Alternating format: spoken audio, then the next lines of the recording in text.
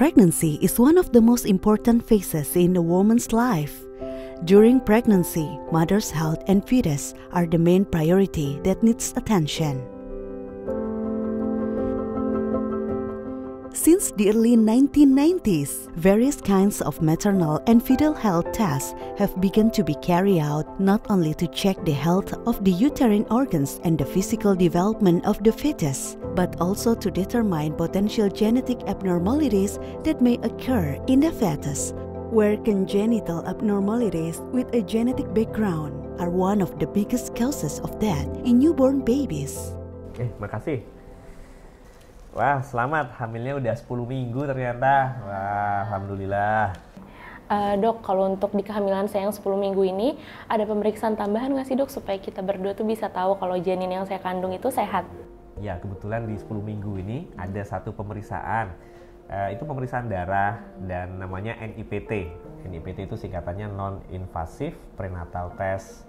Jadi nanti hasilnya itu akan menginformasikan apakah bayinya ini ada sindrom Down atau tidak. Jadi itu kelainan kromosom yang paling sering lah terjadi. Oh iya dok. Untuk jenis kelaminnya cowok atau cewek bisa dilihat nggak dok ya?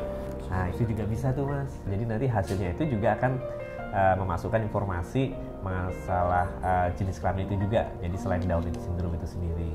Pemeriksaan itu juga akan dilakukan di rumah sakit ini juga. Nah kalau gitu kita bisa daftar hari ini dok? Boleh, silakan. Nanti setelah ini akan diantarkan oleh teman perawat untuk ambil darah dan kemudian nanti kita ketemu 2 minggu lagi. Oh. Ya, jadi nanti kita akan diskusi untuk masalah hasilnya bagaimana gitu ya. However, with the increasing development of medical technology and information, pregnant women are able to find out potential genetic abnormalities in the fetus through a test called non-invasive prenatal testing or NIPT.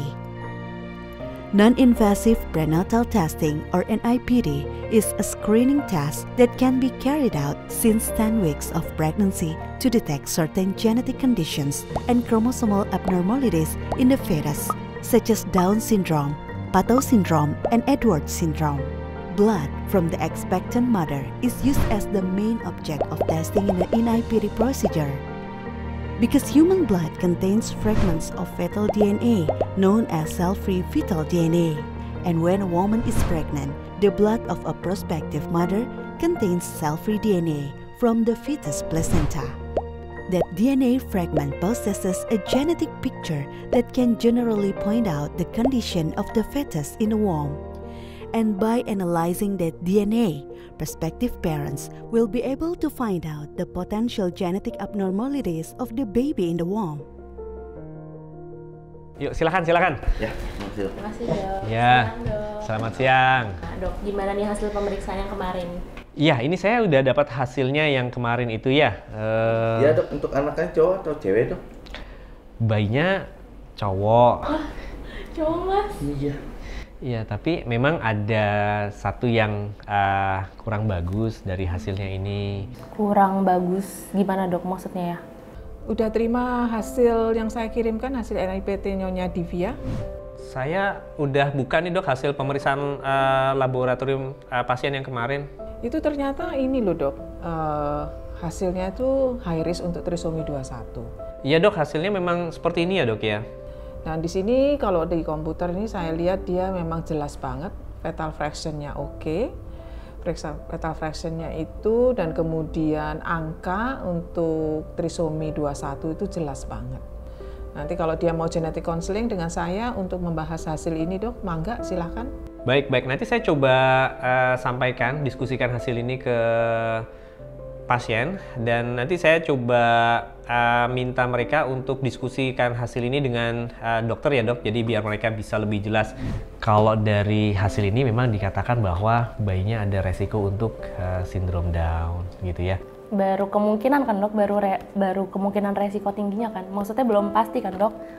Kalau pasti enggak, karena memang pemeriksaan ini kan ada nilai akurasinya dan ada nilai kesalahannya. Jadi memang kita untuk memastikan itu kita butuh pemeriksaan lanjutan. Pemeriksaan lanjutan kita harus pergi kemana nih dok? Di RSAB Harapan kita. Jadi nanti kita akan butuh sampel itu ngambil dari jaringan ari-ari atau plasentanya atau ketubannya itu untuk kemudian kita periksakan ke laboratorium genetik di harapan kita, dan itulah untuk memastikan apakah hasil yang kita dapatkan ini itu benar adanya seperti itu. Berarti kalau misalnya ada pemeriksaan tambahan, ada kemungkinan dong dok yang Down syndrome tadi itu nggak ada gitu, maksudnya kayak itu kan baru resiko tinggi, berarti ada kemungkinan itu berubah kan dok? Terus nanti apakah ada kemungkinan bibir sumbing atau jantungnya gimana, jari-jarinya lengkap atau enggak, wajahnya gimana, itu saya udah bisa tahu dok dengan pemeriksaan selanjutnya ini atau gimana dok? Jadi kalau di RSAB Harapan Kita ini ada satu konselor genetik gitu ya.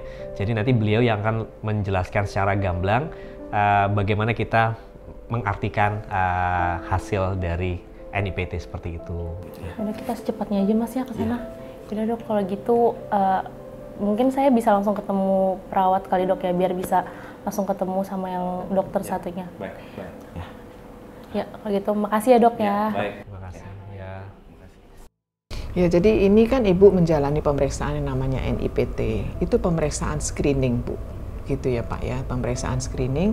Pemeriksaan screening yang menunjukkan hasilnya trisomi 21. Jadi, tapi namanya pemeriksaan screening, dia ada kemungkinan untuk salah gitu. Karena screening itu lebih kasar ya.